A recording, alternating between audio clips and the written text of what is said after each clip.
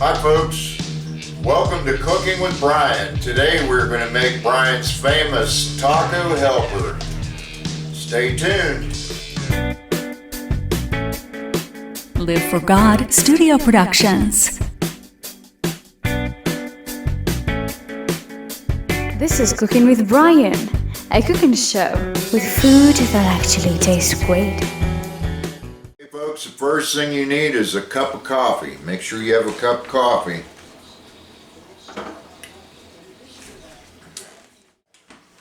Okay folks, the first thing you need is a cup of coffee, because without coffee we ain't doing nothing, because we're too tired to do anything.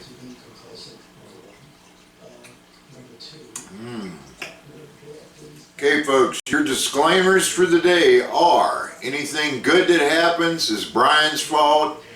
Anything bad that happens is your fault, folks. So any injuries, cuts, burns, deaths to you or anybody else anywhere near you or even away from you, it's all your fault, folks. You take full responsibility. Stay out of my freezer.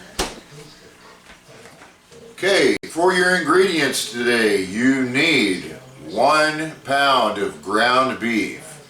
You need some imported rotini noodles from Italy. However, right now, with this coronavirus thing going on, it might not be a good idea to get imported from Italy. So, some good, delicious rotini noodles, preferably the all white ones, is what we're using in this recipe, folks. You needed 1 onion of any color except for black. Black ones are not good, folks. Throw them ones away. You can use red ones, white ones, yellow ones, green ones, just not black ones, folks, because black ones are rotten ones. Okay, and you need some Blue Bonnet butter. And the reason why is because Blue Bonnet butter is lactose free, folks. You also need 1 2-cup bag of cheese, preferably mild cheddar cheese, finely shredded. This is 8 ounce. You'll notice Kraft natural cheese. If you look at the very back, on the back of the bag, you may not be able to see it, contains 0 grams of lactose. It has milk in it, so if you have milk allergies, it's not a good idea. But if you're just lactose intolerant, this contains 0 grams of lactose. You also need 1 of the spice things like you get, with chili powder or whatever, the one that says taco seasoning. You need 1 envelope. And here's how you make it, friends. Okay folks, fill you a large pan of water.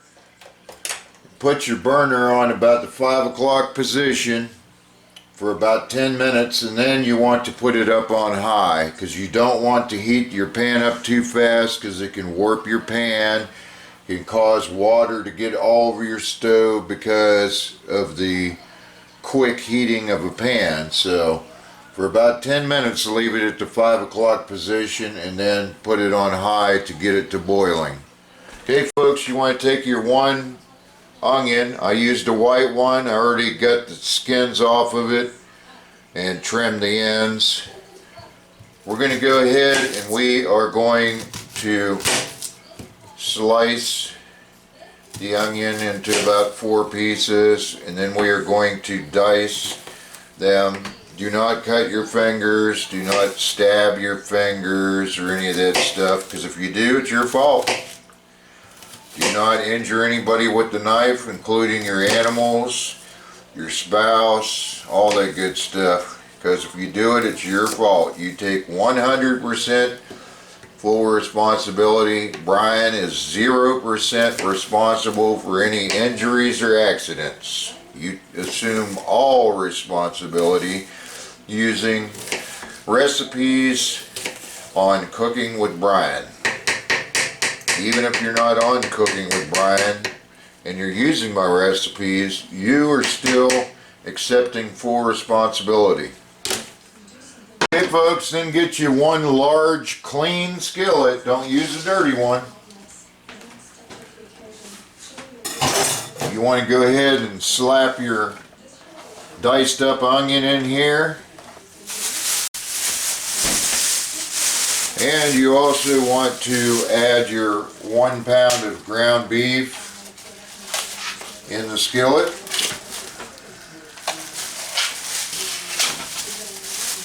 And you want to slap the bad boy on the 5 o'clock position to fry it.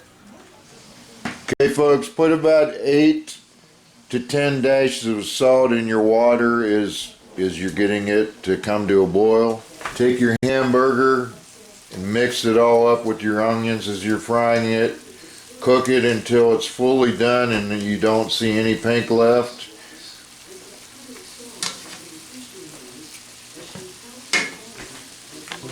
I will ever love and trust Him in His presence daily live.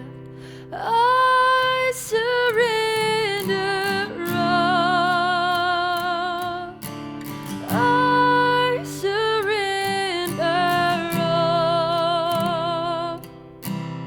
All to Thee, my blessed Savior, I surrender all. Okay folks, when your hamburger looks almost done, go ahead and take some garlic powder and just sprinkle some over the top. Then take you some onion powder. Do the same with that. You can put it on here just a little bit heavier than you can with the garlic powder. Remember, you're using onion powder and garlic powder, not onion salts and garlic salts, but onion powder. Make sure it says powder. Garlic powder. And then go ahead and stir that up good. And we're going to cook this just till we know for sure there's no pink left.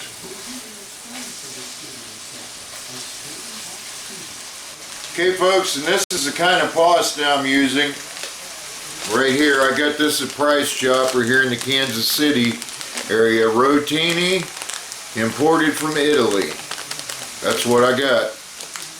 Looks like it'll be pretty good pasta. You can use any kind of pasta that you choose. You can be creative, friends. But this is what I chose because I'm creative. So, there you go. Okay folks, we're going to go ahead and dump our taco seasoning. I'm just using this McCormick original taco. You can use other flavors. You can try each one. Dump that in there and some water, maybe about, I don't know, 3/4 of a cup of water or so. Okay, and you want to go ahead and just kind of simmer this for about 10 minutes or so.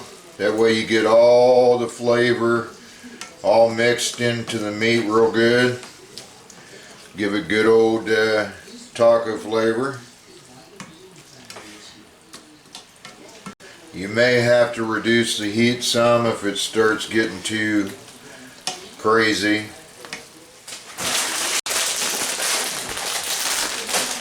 Okay, after your water is roll boiling, which you can't really see it too well in a copper pan, folks.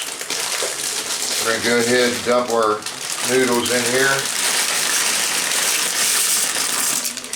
The secret to cooking pasta is just cook it, make sure you keep stirring it occasionally, especially for the first 2 minutes so it won't stick together. You want to go ahead and cook your noodles, and after about, I don't know, around 15 minutes or so, just go ahead and take some out on a plate without burning yourself. Throw a little salt on it, taste it, see if it's done. If not, cook it a little bit longer. You basically just got to taste it every once in a while to make sure that it tastes good. Do not cook it until it's mush, because if you cook it till it's mush, it's not good, friends. You want it to be tender, which means pretty close to the end of the hard stage. There's just a kind of hard taste, but not like rock hard, but just starting to get soft, but does not taste bad. So you want to taste it and try to learn how long to cook your pasta to get it perfect without it being mushy or too hard.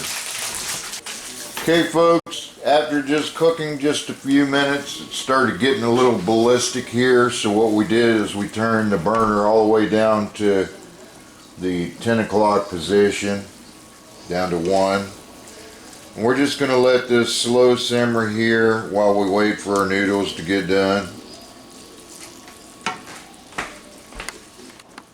Okay folks, after your noodles are done and you've tasted them and you know that they're about where you want them to be, go ahead and dump them into a strainer.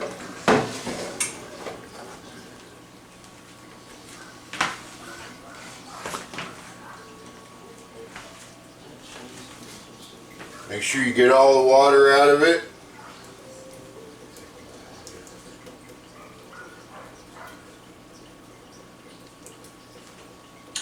Go ahead and dump it back in the pan that you cooked them in. Okay, here's a little flavor secret, friends. Take you some Blue Bonnet butter and just get, a couple good,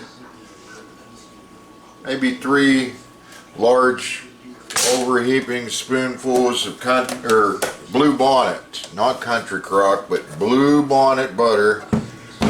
It's lactose free, folks. And then give it a whirl, friends. Stir it up real good. Make sure you get all the butter melted all into your noodles. Get it all mixed around good.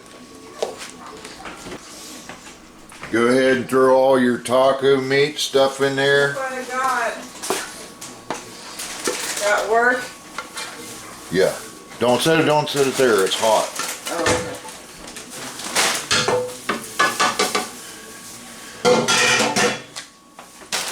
Okay, folks, and go ahead and get your cheese. Go ahead and dump that in here.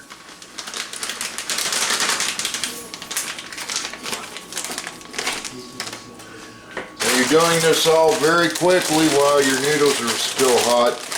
Get you some tortilla chips. You can also use taco shells. Just grab you a big handful of these and then take them and mash them up with your hands into here. They ain't gonna be smashed completely into powder, but now just stir this up real good, friends.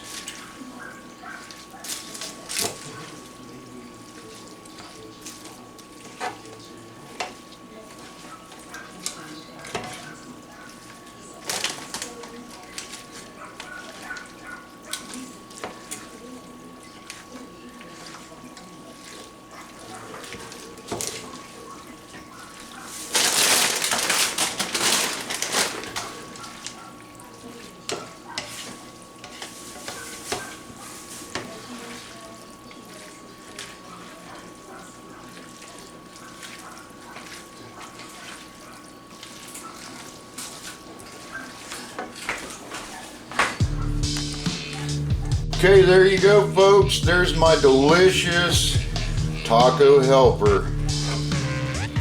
Hope you enjoy it. Hope it's a blessing. Bye, y'all.